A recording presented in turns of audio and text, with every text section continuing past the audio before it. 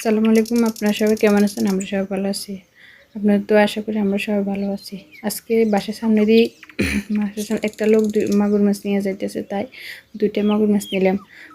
মাগুর মাছে কাটা নাই, তার বাচ্চারা খুব পছন্দ করে, এই জন্য মাগুর মাছটা উনি ভালো